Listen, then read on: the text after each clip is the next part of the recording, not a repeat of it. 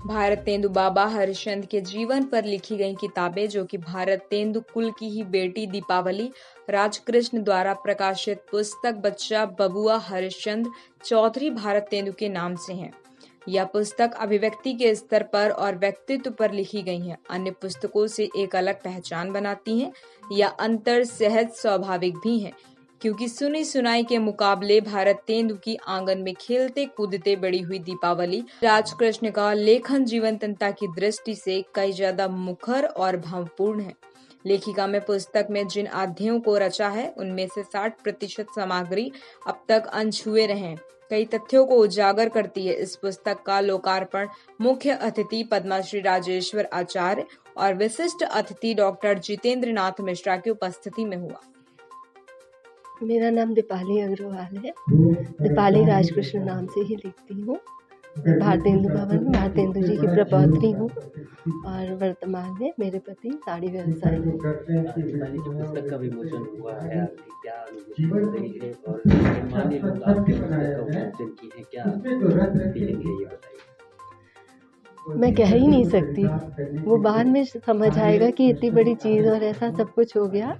जब मैं लिख रही थी तो मेरे जो गुरु जी के आशीर्वाद से, श्री श्याम मनोहर जी के आशीर्वाद से ही मैं लिखती गई और मुझे खुद भी नहीं पता कि मैं लिख क्या रही हूँ। किस तरह से आकर के भारतेंदु दादाजी ने और परिवार के मेरे पिताजी ने सहायता की, मैं कह नहीं सकती। श्रेय किसे देंगी ये पुस्तक को लिखने का श्रेय आप किसे देंगी? मेरे पूज्य गुरुदेव श्री श्याम मनोहर जी महाराज जी और मेरी बेटी वल्लरी, जिसने सारे को संकलित करा और इस रूप तक पहुंचाया। कैसे आपने पुस्तक की शुरुआत की और वो अंतिम आज अनावरण उसका हो गया है, क्या सफर इसके बारे में थोड़ा सा ब्रीफ। जब मेरे पिताजी डॉक्टर गिरीश चंद्र चौधरी की मृत्यु हुई तो मैं बड़ी व्यथित थी। तो जैसे गिरधर जी महाराज वल्लभ कुल शस्त्र पीठाधीश्वर ने भारतेंदु जी के लिए आशीर्वाद दिया, वैसे ही मेरे गुरु जी ने आशीर्वाद दिया और उन्होंने कहा कि तुम जो वल्लभ कुल से संबंधित साहित्य है, पुष्टि मार्ग से संबंधित साहित्य है, उसके विषय में लिखो जो भारतेंदु जी के साहित्य में है। और मैं बस उसको जहाँ 1-2 पद हमने लिखे, फिर देखा पूरा साहित्य ही पुष्टि मार्ग और उसी मार्ग से उत्प्रोत है और बस मैं लिखती चली गई। कितने पृष्ठों की ये है? 350 के। जो मन में आ रहा है, विद्वान यहाँ बैठे हैं, विद्वत्तापूर्ण टिप्पणी और समीक्षा ये करेंगे। मेरे मन में सहजतया जो उठ रहा है वो कह रहा हूँ।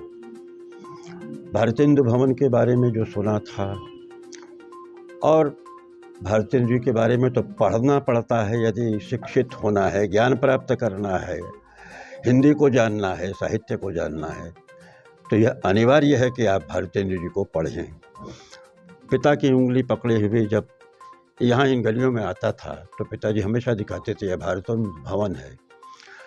फिर अवसर हुआ इस माटी में खेलने का, आने का, जाने का, और मुझ मृण्मय को आज ये अवसर जो मिला है उससे ये लग रहा है कि यह भारतेंदु भवन ही नहीं है, ये भारतेंदु तीर्थ है, जहाँ पर आकर व्यक्ति स्वयं महनीयता का अनुभव कर सकता है कि प्रभु ने एक ऐसा मानव भी अवतरित किया है जो देवतुल्य है, जो सब कुछ कर सकता है और ज्ञान के क्षेत्र में ऐसे मानक स्थापित कर सकता है जो शाश्वत रूप में सदा उपस्थित रहेंगे साहित्यकारों के हृदय में, चाहे कोई बात, प्रवाद, शाखा, विचार, मतांतर होता रहे, लेकिन भारतेंदु जी हमेशा हमेशा अमूर्त रूप में। क्योंकि काशी में व्यक्ति मोक्ष भी नहीं मांगता, लोग कहते हैं मोक्ष हो जाता है, नहीं, वह शिवधाम में ही रहना चाहता है। मुक्ति से अच्छा मरने के बाद भी काशी में आत्मा रहे।